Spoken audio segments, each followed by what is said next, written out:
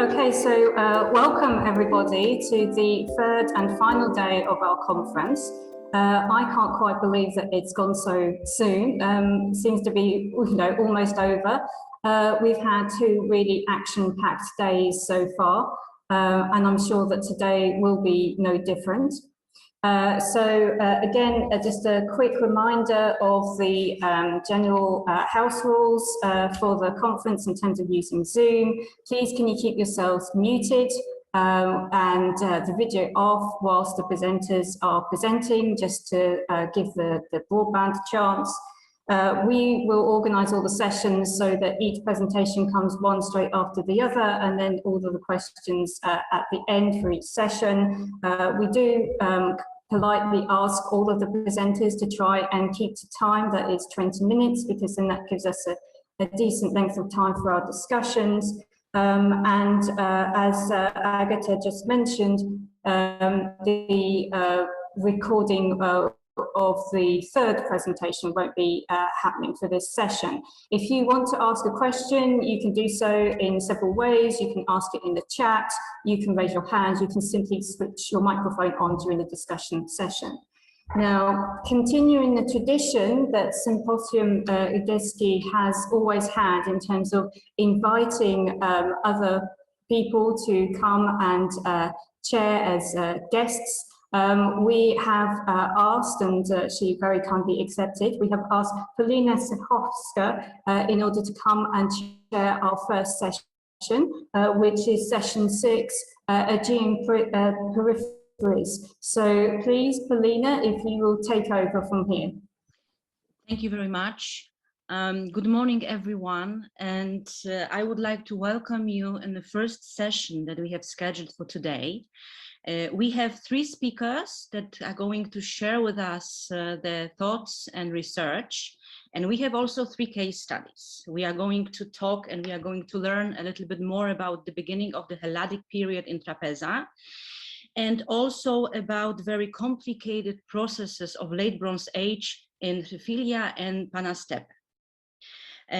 So 3 main case studies, 3 speakers, and I also believe that we are going to circulate around 3 main processes. That is development, connectivity, and mobility. Let's see if I'm right about that. So I would like to kindly invite our first speaker, Assunta Mercogliano. I hope I pronounced your name correctly. If not, I'm really sorry. Assunta will talk about the settlement of Trapeza and insight into the beginning of the Middle Helladic period in Achaea.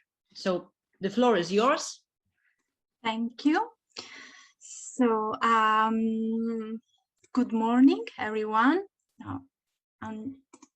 Okay, I'm very happy to be here today, and first I would like to thank the organizer for accepting my paper, in which I'm going to present a part of my current PhD project supported by the Foscari University of Venice and supervised by Professor Elisabetta Borgna from the University of Udine. A prehistoric settlement has been discovered in eastern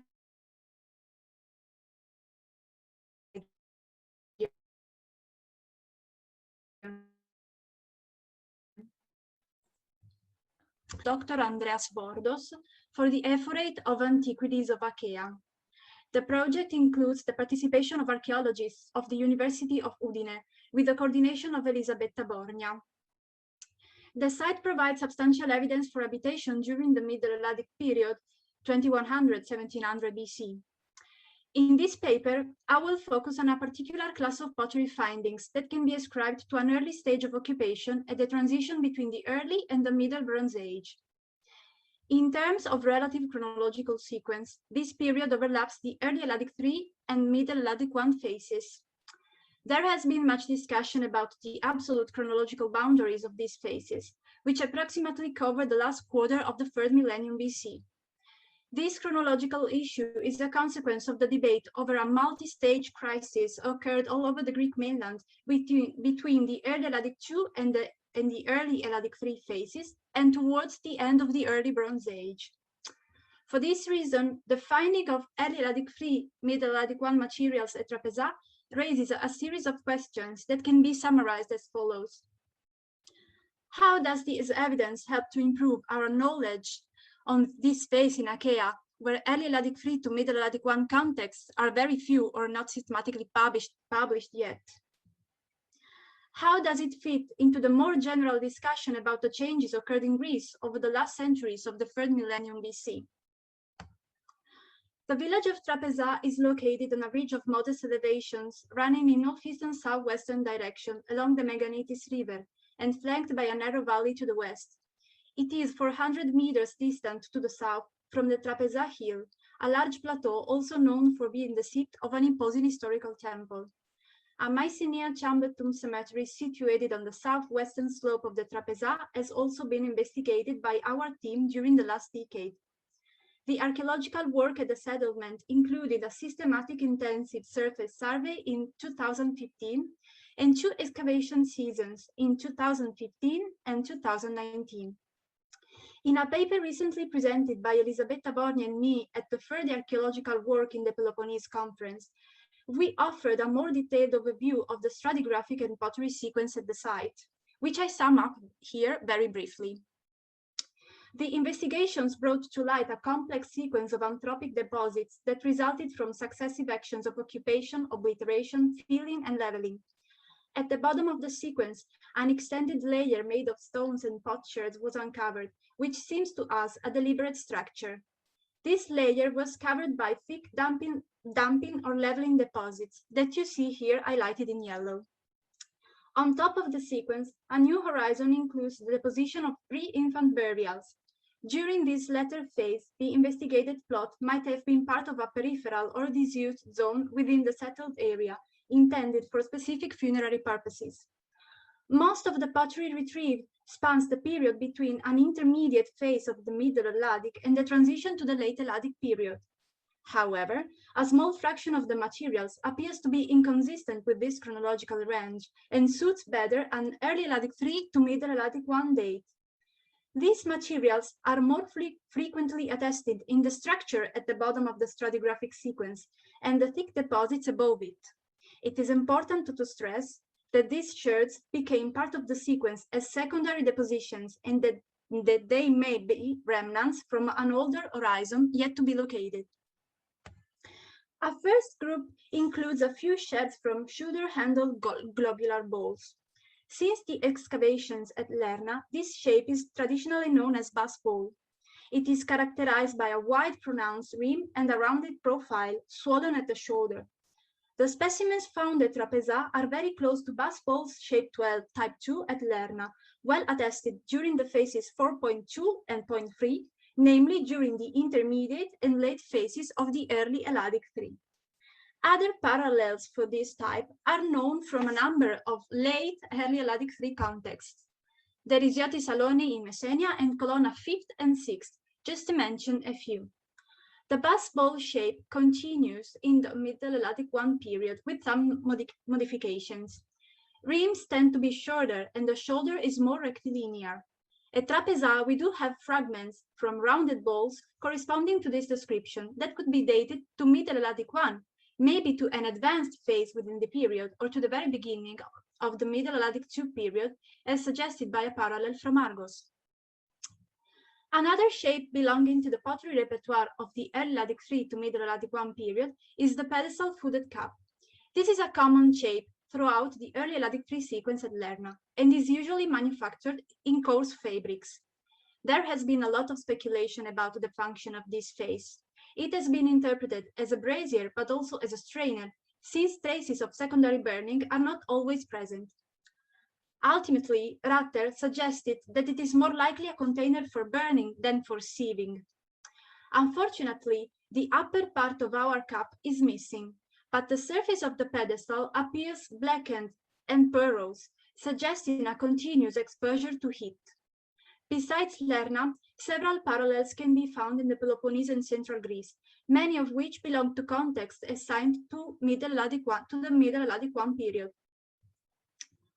Looking closer at some of these contexts, it appears that the majority of them can be dated to the very beginning of the Middle Helladic one.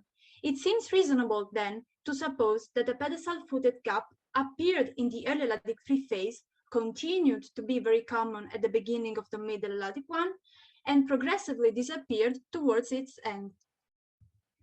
Wide-mouthed jars and pithoi with pie crust rims are also very typical of the early Helladic III and Middle Helladic I phases. Pie crust is a conventional adjective used for different types of decoration on the exterior face of the rim. The decoration usually consists of rounded impressions, also narrow sometimes, as though made with a fingernail or a stick. The pie crust decoration is present on 5 coarse wide-mouthed jars from Lerna 4. 3 out of 5 come from Lerna 4.3 deposits. The decoration continues in the Middle Helladic I at Lerna and commonly appears in deposits of the transitional 4 to 5 and early 5A phases, that is, Middle Helladic I early.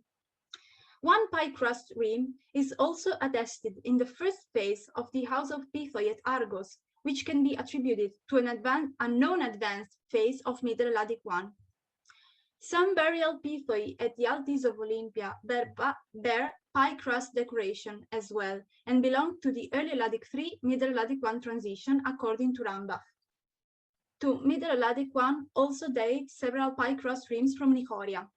It is possible that this decoration followed the same development of the pedestal-footed cup.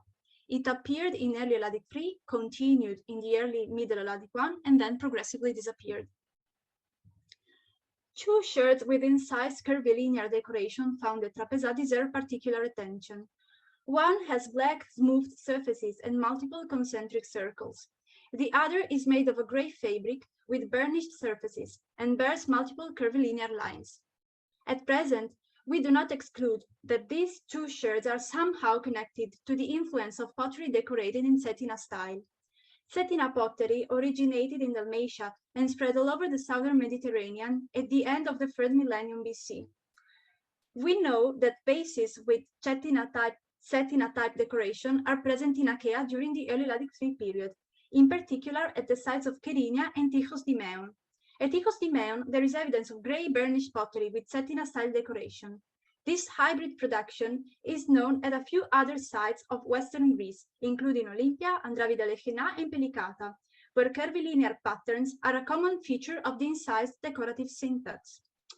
However, given the bad state of preservation of our fragments and given the absence of diagnostic features, the link with the Cetina style pottery remains just one possibility. Especially for the sherd with darker surfaces, another possible connection can be established with a group of densely decorated dark burnished flasks found in various early Middle Helladic contexts, such as Lerna, Argos, Agiostephanos, Poedokilia, and Kira. Dark burnished flasks are thought to be a southern Peloponnese production, possibly descending from Cycladic or Cretan potting traditions. In any case, we can at least state that curvilinear decoration applied on vases with dark surfaces seems to be part of the vocabulary typical of the early Middle Helladic periods. Based on these premises, we feel quite confident that our sherds belong at least to the beginning of the Middle Helladic, if not to the end of the early Helladic. Different is the case of a sherd incised with a composite pattern consisting of multiple rows of irregular circles with central dots, along with a horizontal band and triangles, both filled with oblique lines. In this case, the source of inspiration almost certainly is Cycladic, since these patterns commonly characterize the late early Cycladic and the early middle Cycladic dark burnished pottery. Outside of the Cyclades, this decorative style is well represented in eastern Greece, especially in Attica, on both imported and possibly local vases. One close parallel can be found on a decorated pyxis from the Aphidna tumulus, but the date of the vase and of its context is uncertain. Circles occurring on Cycladic type decorated pottery are usually multiple, concentric, and created by stamping the surface of the vase, while on our sherds, the circles look quite irregular, as though they were incised one by one. A similar technique was used on a dacascos from the west slopes of the slope of the Acropolis at Athens. Coming back to our shirt, there is nothing in the macroscopic features of the fabric suggesting a non-local origin. This, added to the presence of a non-canonical technique of decoration, may indicate that we are dealing with a local product influenced by Cycladic decorative prototypes. This assumption cannot be confirmed until laboratory analyses are conducted. We come now to the discussion. As we have seen, many of the ceramic indicators presented can only be dated to a general early Helladic III to middle Helladic I range, without knowing their original primary context. The evidence indicates that the settlement of Trapeza was occupied at least from an early phase of the middle Helladic period, but we do not exclude previous occupation. I will now try to answer the two questions posed at the beginning of the presentation. How does the early Helladic III to middle Helladic I materials help to improve our knowledge of this phase in Achaea, where early Helladic III to middle Helladic I contexts are very few or not systematically published yet? Unfortunately, no unbroken stratigraphic sequence spanning the early to middle Helladic transition is known in Achaea. After the abandonment of several sites at the end of the early Helladic II, occupation in the region appears to be sparse and discontinuous. Continuous early to middle Helladic occupation is possibly present at Tychos Dimeon, where, however, a more detailed revision of the excavations conducted in the 60s by the effort Mastrokostas is needed. A promising program of new investigations on the site is underway under the direction of Dr. Michalis Gazis for the effort of antiquities. Further traces of early Helladic III occupation in Achaea have been found at Kerinia and Elike in the Aegalia. These two sites both survived the early Helladic II crisis and showed lively cultural interconnections. Cetina-type pottery was found at Kerinia, indicating strong influences from the Ionian Adriatic area. An early Helladic II Depas amphikipalon retrieved from an early Helladic III context at Elike constitutes a striking finding, and according to the excavators, may be an heirloom recalling past prestigious far-reaching connections to the east. However, based on the ceramic evidence, it seems that both Kerinia and Elike were abandoned well before the end of the early Helladic III period. Evidence for the transition to the middle Helladic period is known at Egira, where the presence of pattern-painted pottery, together with fine gray burnished bust balls, indicates that the site was possibly occupied already in the late early Helladic III. At the same time, to the west, in addition to Tychos Dimeon, another village was possibly founded at the recently discovered site of Lusika, but a more detailed publication of the excavations will help to confirm this information. Within this framework, we can now pinpoint the village of Trapeza as well. How does this evidence fit into the more general discussion about the changes occurred in Greece over the last centuries of the 3rd millennium BC? Thanks to a long-lasting debate and to the discoveries made over the last decades, it has now become clear that the crisis occurred at the end of the early Helladic II period is far from being a single event with homogeneous repercussions over the mainland. It is true that at the end of the early Helladic II, some sites were destroyed, such as Lerna, or abandoned, like Aegean, but some others outlasted this apparently traumatic break without any clue of decline. Colonna makes a convincing case for this. However, Colonna itself and other sites, such as Asea and Arcadia, were hit by extensive fires in the course of the early Helladic III period. It appears that several sites experienced abandonment and traumatic events later than the early Helladic II to III transition. This seems to be especially true for Achaea, where, as demonstrated by the evidence brought to light at Kerinia, Elike, and Tychos Dimeon, the beginning of the early Helladic III is characterized by lively cultural expressions and interconnections, which came to an end shortly after. Jung and Wenger emphasized that a stronger spike of a climatic perturbation occurred at around 2160 BC, namely closer to the end of the early Bronze Age, may be responsible for some events, including the end of the Ionian Adriatic network of connections. Obviously, given the complexity of the framework, not only the climatic factor, but also social, cultural, and economic conditions must have been determining factors. A trend of new foundations located in a transitional phase between the end of the early Helladic III and middle Helladic I is documented in Achaea. Similar evidence is attested all over the Peloponnese, for instance at Agiostephanos, Derisioti Saloni, and Nicoria. If we examine the position of the sites in Achaea, we notice that there is a preference for inland locations. It has already been suggested by Eva Adamstehr that the choice of such locations might have been guided by the practice of herding as a primary economic source. Also, according to what has been proposed by some scholars, including Maria Hilt and Jeremy Rutter, we might interpret the population pattern of Greece in the early Middle Bronze Age period as a return to stable settling of the land after a period of mobile or nomadic lifestyle. The pottery evidence from Trapeza prompts further considerations about how we should approach the chronological subdivision of the earliest Middle Bronze Age. Indeed, by accepting the 2100 BC or even the 2150 BC as the starting date of the Middle Helladic period, we are confronted with a very compressed and dense early Helladic III and a 200 years long Middle Helladic I phase. Ambiguous labels like transitional early Helladic III, Middle Helladic I, which I myself used during this presentation, make it clear that a revision and a more refined subdivision of the early Helladic III to Middle Helladic I period is needed. Rutter recently proposed to backdate the relative chronological starting term of the Middle Bronze Age in order to include, in a more consistent scheme, the continuous development from early Helladic III to Middle Helladic I. The end of the early Bronze Age is usually associated with the fall of the cultural interconnections of mainland Greece.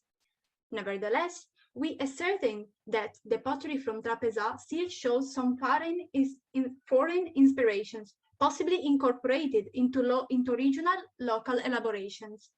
This creative craftsmanship process deserves particular attention and might be deeply connected with the local regionalism typical of the early Middle Bronze Age in Achaea and other regions. Thank you.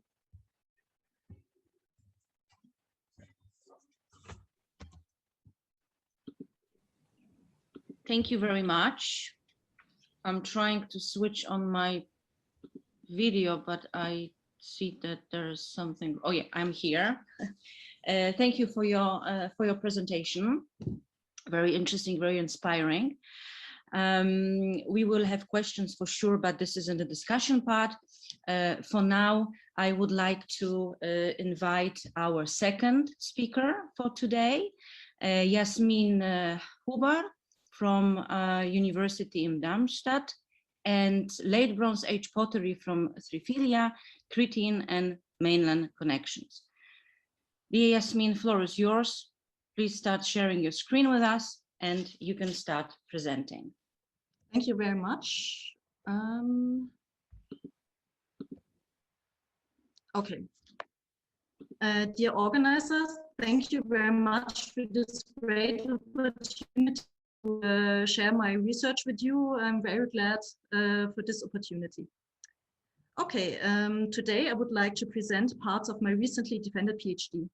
I worked with late Bronze Age pottery from different Triphyllian settlements on the Western Peloponnese, and I will focus today on the chronology and the super-regional relations that became apparent while working with the material. My thesis was supervised by Birgitte Eder and Franziska Lang, whom I really want to thank for their ongoing support. It was submitted at the Technical University at Darmstadt. Furthermore, it is part of the project Kourkoulakos and Triphylia in the 2nd millennium BC, based on the Austrian Archaeological Institute in Vienna. Here you can see a brief outline of my presentation.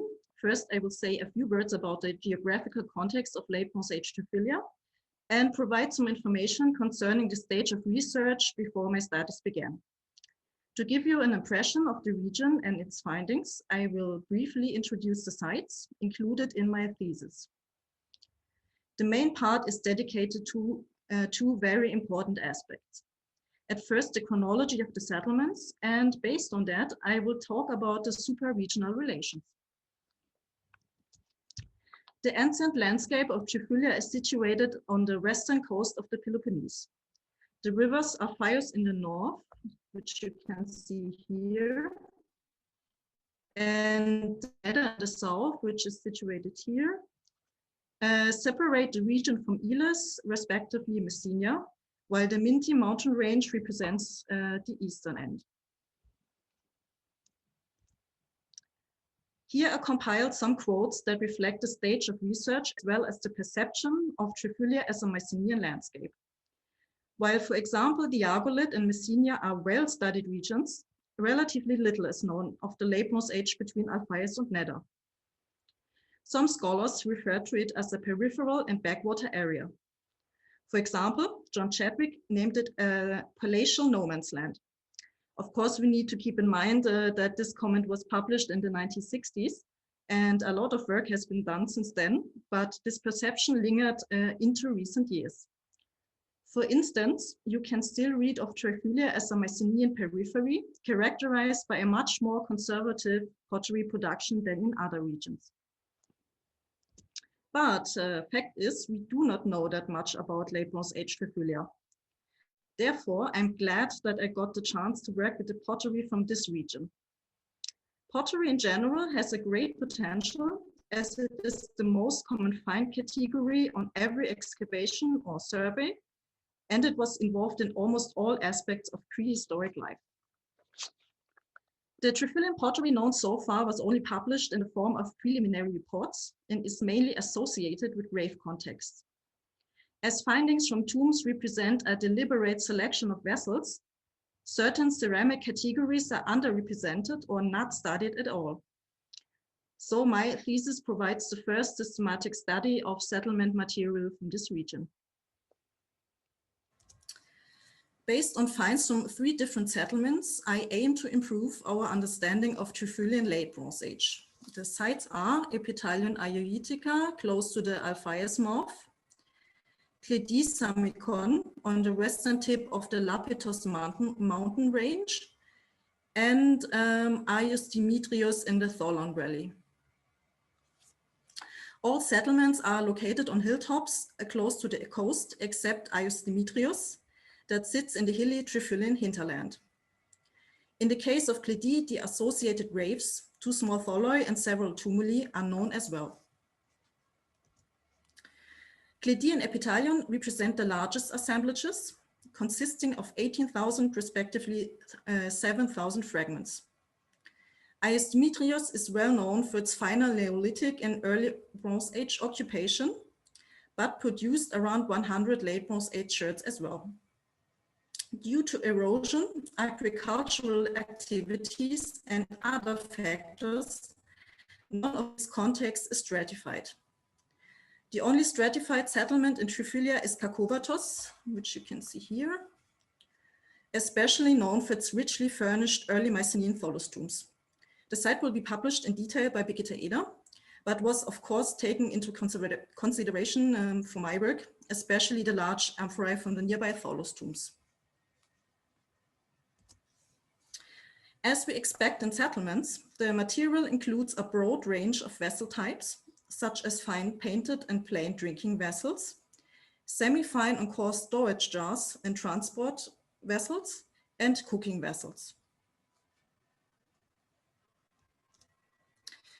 Here I show you a small selection of chronologically significant vessels from Cledi, Epitalion, and Aios Dimitrios. For example, cups and goblets with long lips, and fragments of jars with maritime decoration, characteristic for late Helladic 2A and 2B. Among other features, Kylikes and Skiphoi are typical traits of the palatial period.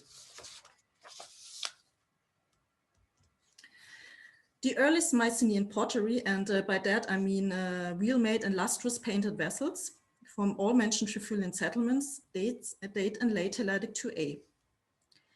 In the case of Cledi, the nearby graves suggest that Mycenaean pottery served as grave goods as early as in late Helladic 1.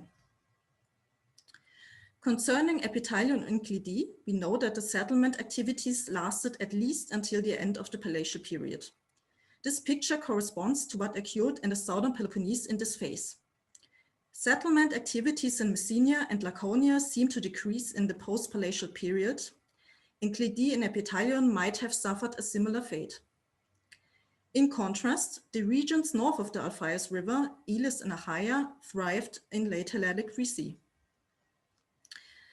In the case of Aias Dimitrios, late Helladic 2 material is present.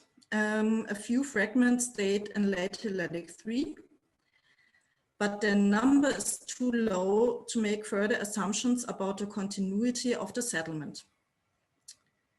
The chronology of the settlement of Kakouvatos complements the picture. The finds suggest that the occupation already ended in late Helladic 2b. This chronology can be interpreted in the broader context of super-regional processes as well. In the following period, late Helladic 3a1, the palatial center rose, for example, the palace of Pylos in the neighboring region of Messenia. Recent research shows that a certain amount of conflict accompanied this transformative phase. Many former elite sites were destroyed, abandoned, or replanned.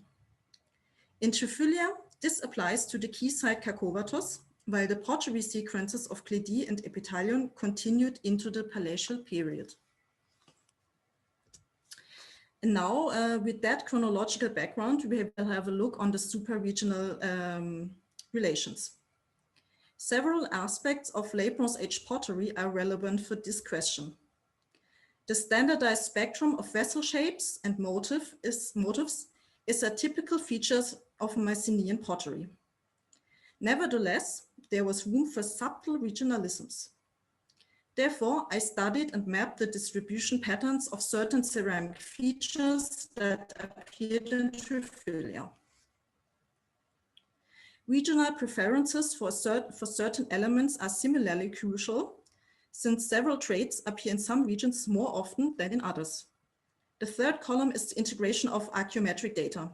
Our collaborators from the Fitch Lab in Athens, Georgia Kodazaki and Evangelia Kiritsi, conducted the petrographical analysis, and Hans Mommsen at the Helmholtz Institute for Strahlen- und Kernphysik in Bonn produced our NIA results. Since the time is limited today, I will focus on the first 2 points. Furthermore, the Triphylian material covers several phases and offers the possibility to compare the early Mycenaean stage with the Palatial period.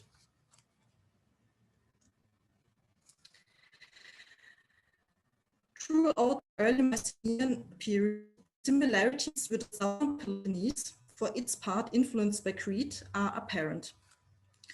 The chronology of the introduction of a Mycenaean pottery on the south and western Peloponnese provides the first indication.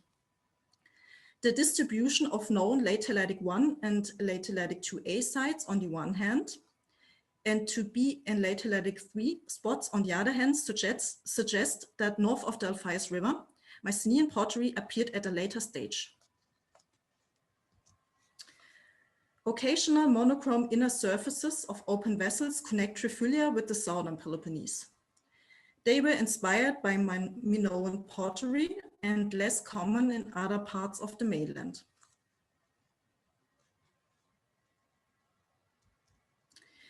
The so-called Wafio cups of type 3, characterized by the funnel-shaped upper part, were widespread in late Helladic 2. However, most of the Triphylian, Messenian, and Laconian examples feature the ripple pattern, while the inhabitants of the northeastern Peloponnese preferred floral motifs in spirals on this shape. The so-called spinning bowls appear in the settlement material from Kakouvatos and are probably associated with textile craftsmanship. However, except for Kakouvatos, this vessel shape seems to be restricted to Messenia. At least 9 oval-mouthed amphorae from the Tholos tombs of Kakouvatos represent the largest concentration of this type on the Greek mainland. And again, this typical Minoan transport and storage jar appears mainly in Messenian grain contexts, while they represent exceptions in other regions. After evaluating the indicators for context to the south, it is worthwhile to have a look into the north. The northern Peloponnese, central Greece and Thessaly represent a zone that had several ceramic features in common. They are not associated with Crete, but relate to a Middle Helladic tradition. The first examples are open vessels with horned wishbone handles that were part of the Middle Bronze Age pottery of northern Greece. A shirt from Cleide features a curved fringe motif that can be associated with the mud-painted tradition of central Greece. Another vessel fragment from Cleide, potentially a mastoid cooking pot, suggests relations to regions further north, since suitable parallels for this type of base are limited to Achaea and central Greece. In contrast, lustrous painted groups of vertical wavy stems are a motif without any known Middle Helladic predecessors. While they did not come to light in the southern Peloponnese, they were common on the northeastern Peloponnese in Attica up to Thessaly. On this slide, I marked the ceramic features into one map. It turns out that a northern and a southern zone of cultural contact overlapped in Triphylia, and both influenced the material culture of this microregion. However, a particular differentiation within Triphylia becomes apparent. The Cretan oval-mouthed amphorae and the Mycenaean spinning bowls seem to be restricted to Kourkoulakos, while almost all characteristics related to the northern zone are missing. The settlement hierarchy within Triphylia might explain the situation. As the pivotal site of early Mycenaean Triphylia, Kourkoulakos established and maintained close contacts with the Peloponnesian elites. As part of that network, the inhabitants were able to acquire Cretan goods and other prestigious materials, for example, gold, semi-precious stones, and amber. However, measured by the published finds, including grave goods, the other Triphylian sites had less access to precious goods. Thus, although Mycenaean pottery and Minoanizing elements became established soon over Triphylia, no Cretan imports or other exotica are known. Maybe the other settlements were not able to maintain the far-reaching contacts by themselves, or even the interference of the central settlement of Kourkoulakos could have led to this picture. In contrast, the characteristics of the northern contact zone seem more apparent in Cleide and Epitalium. Now let us compare the early Mycenaean situation with the Palatial period. First of all, we see a continuity of the southern and the northern zone of contact overlapping in Triphylia. A small group of pattern-painted Minoanizing pottery, mainly Kylikis, represent hybrids combining a typical Mycenaean shape with Cretan motifs. Stephanos in Laconia, a site known for its long Minoanizing tradition, seems to be the only mainland settlement that produced comparable pottery. As in the early Mycenaean period, monochrome interiors of open vessels, here you see a couple of marks, imply ongoing contacts to the southern Peloponnese. If we look into the north, we see similarities as well. For example, a crater from Cleide shows a doubled handle band instead of the common single band, similar to craters from Delphi and Attica.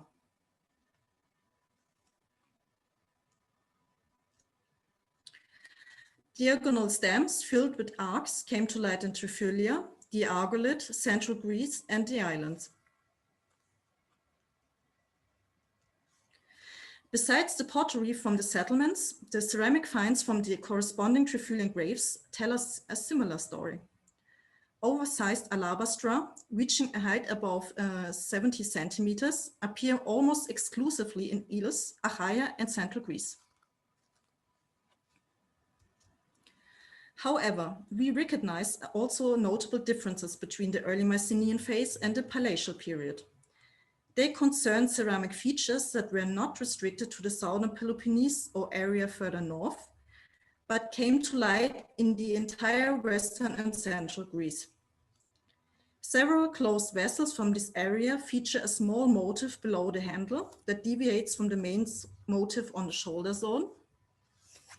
Hatched triangles on closed vessels and monochrome carinated calyces are characteristic as well.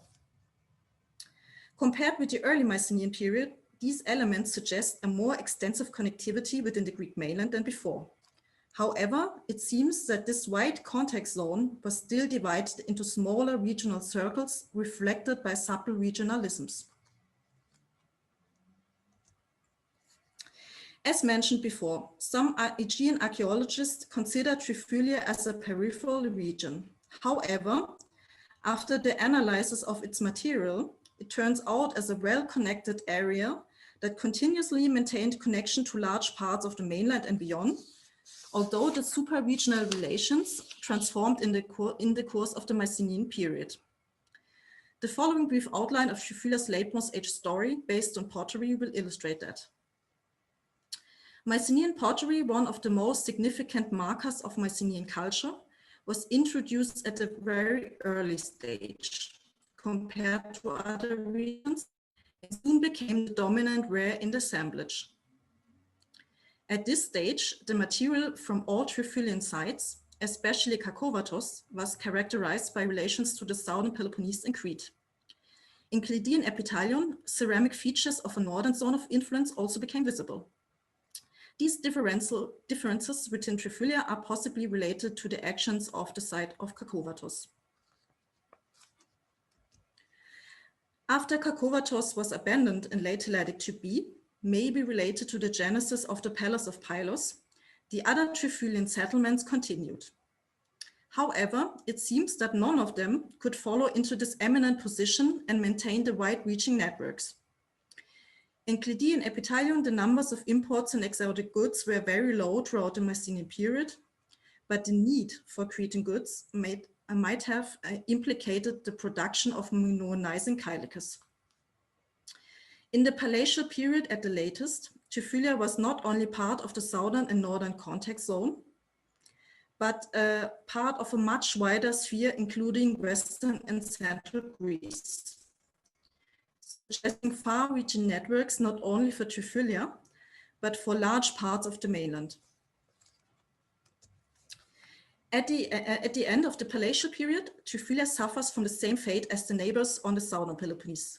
A lot of settlements were abandoned, while the areas north of the Alphaios, Elis and Achaea prospered. And all that remains is the pile of sherds. Thank you. Thank you very much. Also very interesting and inspiring presentation. Part where we can ask questions. While opening the discussion, I would like to one more time express my thanks to all three speakers for the very interesting topics, very interesting and stimulating discussion projects that they present us. And to you, the audience, I would like to encourage you to also ask questions, but by either raising your virtual hand or by asking questions in chat. First, we would make comments, we would make questions and ask Assunta on her information and her presentation. So please, do we have any questions? Yes, I do see one question. Paulina, please. Hello, everybody. Assunta, thank you very much for your very interesting presentation and for presenting all this new evidence from Trapeza and for the region of Achaea in general. I would like to ask you if you can see different stratigraphic phases at your site for the period which you characterize as early Helladic 3, middle Helladic 1. And concerning the pottery that you found, if you have any thoughts about how these deposits of pottery may have been created.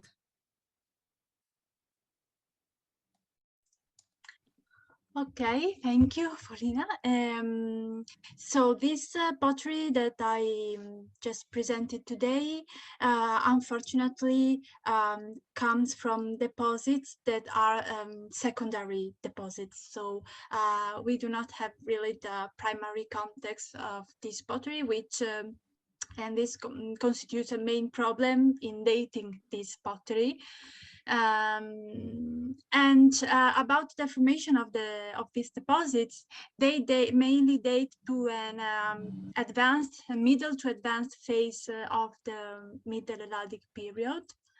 So we suppose that when in a certain moment the inhabitants of the village decided to enlarge the available space by filling this space, and they might have destroyed previous occupation levels. So we imagine that this earlier pottery was somehow taken from a previous horizon that we do not locate now exactly. I don't know if I did answer to your questions. And yes, and thank you very much. I was just wondering if they are somehow associated with architectural remains that are no longer visible, or I don't know.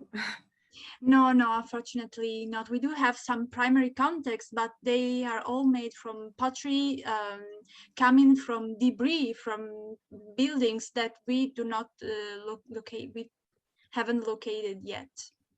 Okay, thank you very much, and congratulations again. Thank you. You're welcome. Is there anybody who would like to also ask question to first paper?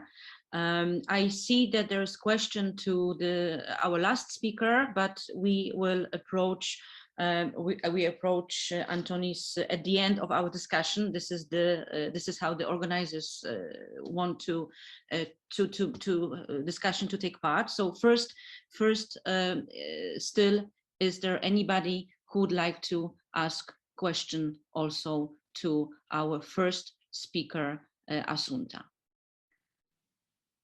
Yes, I see one more question. Kazimierz, please.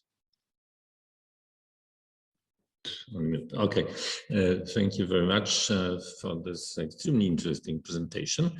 And you showed us a lot of analogies to the pottery from Trapeza, from almost all over Peloponnese, maybe mostly without Laconia.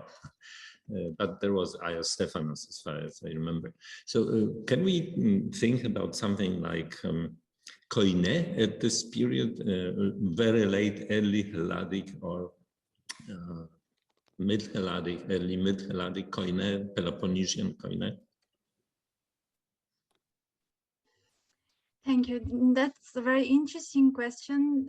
The problem of this period is, of course, that we do not have many contexts, and we see that some regions are have much more early Helladic occupation than others.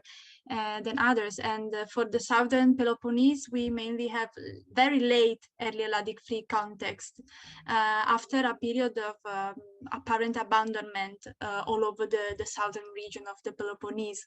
But yes, many parallels can be established with the southern mainland in general, with the Peloponnese, with Colonna, and maybe also with Attica and central Greece. But in this phase, it seems that the eastern Achaea is very close to the Peloponnese in general, and also to the northeastern Peloponnese and southern Peloponnese. And also Eva Alarmstern published some material from Megira, which again is very close to northeastern Peloponnese. And this is very interesting because when we see the materials from Tychos Timaeon or from Western Greece, even for the latest part of the Middle Helladic period, they are very close to a Western Kini, which for us in Eastern Achaea is less obvious. So yes, there is much more in common with the Peloponnese than with other regions of Greece. Anybody else would like to ask Assunta about her research?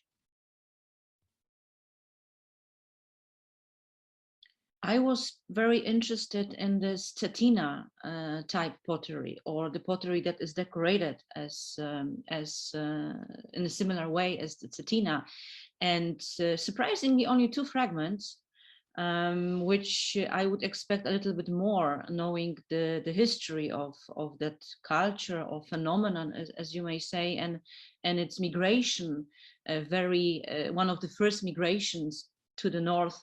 Do you you said that, I mean, you wrote in your abstract that you are going to investigate this type of pottery a little bit more. What exactly would you like to do with it? Do you want to also make some more destroying analyses with it, or just based on decoration? Well, as you have seen, this is a problematic issue, since we just have these 2 fragments, and the connection with the Stetina culture is, at the moment, it's more an idea more than something that we can prove at the moment.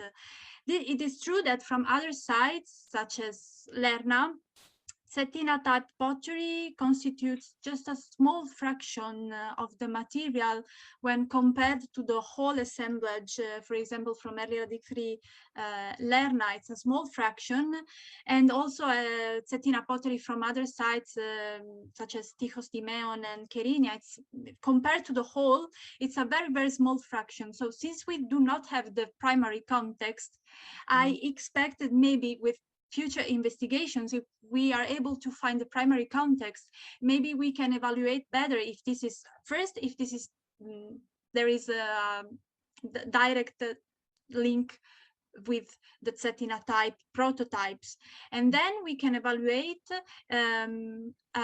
comparing to the whole assemblage, how much pottery we have compared to the whole assemblage. But again, even examining the other sites, we see that we do not have this high amount. So you'll rather read about small groups or indirect contacts and mobility on a small scale more than larger scale migrations. And even the pottery from the Stetina pottery from Tychos Timaeon, when compared to the pure Stetina prototypes from Dalmatia, we see that they are not so close. There is something different. There is some local inspiration, and I hope that they will carry out some laboratory analysis to ascertain whether this is a local pottery inspired by Stetina prototypes, whether it is imported, whether small groups might have been coming and settled down there. So this is more a question, more an idea than something very clear to us. It's not clear to us. But since we do have Stetina from other side, this is not so impossible to, I agree. to propose. I agree. Thank you. Thank you very much. Anybody else would like to ask Assunta a question or make a comment?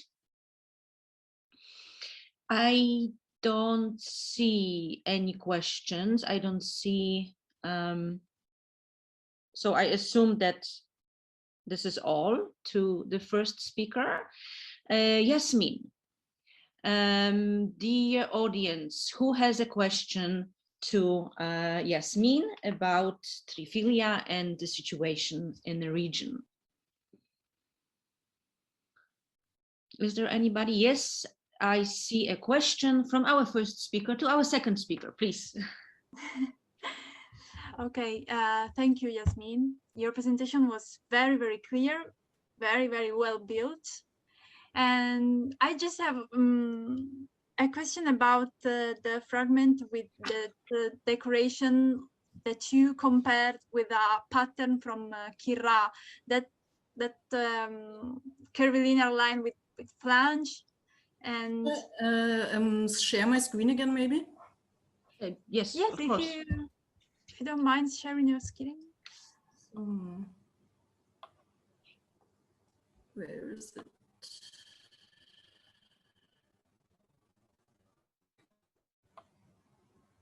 Here.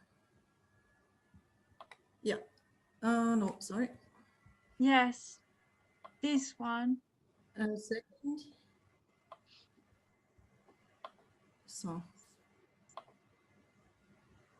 This one, right? Yes, this is very, very interesting. And if I, so this is a lustrous decorated Mycenaean vase. And am I right? You mean the piece from the one from Semicon? Actually, this is not very clear because we always have the problem on the Western Peloponnese that the surfaces are not well preserved. And in this case, it was possible to reconstruct the decoration, but not if it's matte painted or lustrous painted or dull painted or some other option. So I was just able to reconstruct what it depicted, but not exactly which technique they used. And I remember reading something about the interpretation of this pattern as a stylized representation of a sea monster, and I don't know if you have read something about it, what you think about it, if we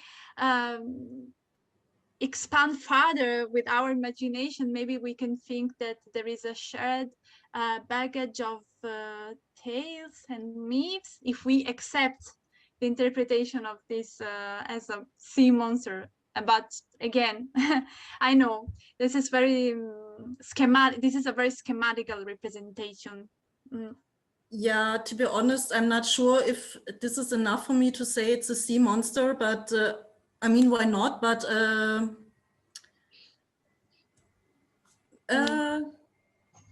yeah, it would be a very abstract sea monster.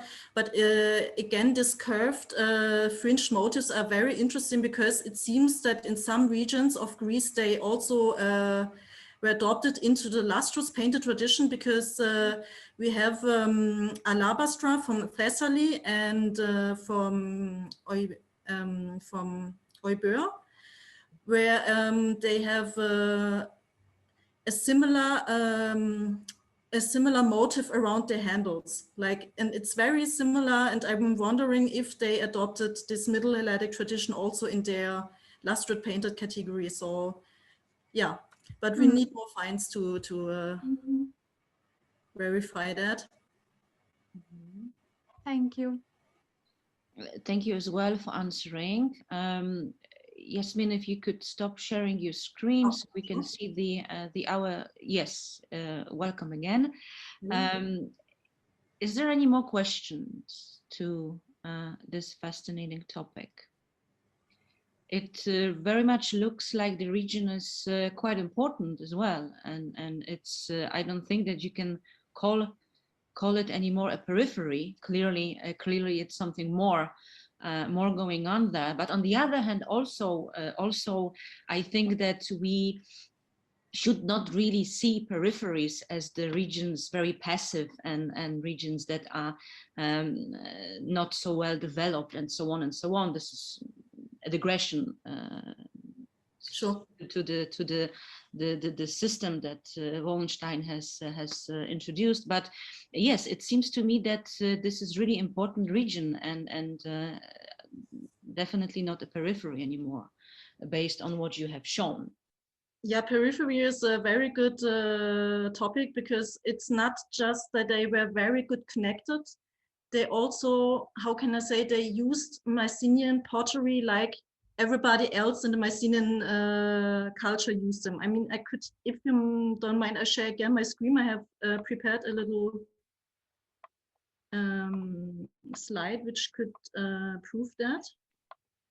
For example, if you take consumption patterns of certain vessels and compare them, it's very obvious that they didn't do anything different than people in so-called core regions. I took here the Kourkoulakos, and it's in almost every region, in every settlement, that you have like the smallest part are not a painted pattern, then you have monochrome, and the largest part are without a plain. And you see in Sungesa, as well in Clédy, you have almost the same consumption pattern. Mm-hmm. But if you take Castanas, which is very found in northern Macedonia, you see they have Kylikes, but most of them are pattern painted. So they don't have any plain at all, which means they adopt the forms, but they don't use it like a settlement in Mycenaean core region would do it. So, but with Clédy, we don't do anything something else. So, yeah, I'm quite optimistic. We are in the middle of the Mycenaean. We are not periphery there. Yes, I agree as well. Thank you very much. Is there anybody else who would like to ask a question or maybe made a comment due to what Jasmin presented? Oh, I see you didn't see my screen when I explained the Kylix thing. No, I'm sorry. Yeah, no, we did not. Would you like to show it? Just quickly, that it makes more sense what I was talking about. So this is what I meant, like if you have the distribution of plain Kylikes, pattern painted, and monochrome Kylikes, you have in Clédy the same distribution like in Sungesa, for example, here on the northeastern Peloponnese, which nobody would say it's a periphery. But if you take Castanas, Macedonia, you have a totally different distribution of Kylix decoration, like just the pattern painted and a little bit of monochrome materials, but they behave totally different in their consumption pattern. Mm-hmm. Yeah, that's what I meant. Thank you very much. I don't see any more questions. I don't see any more comments.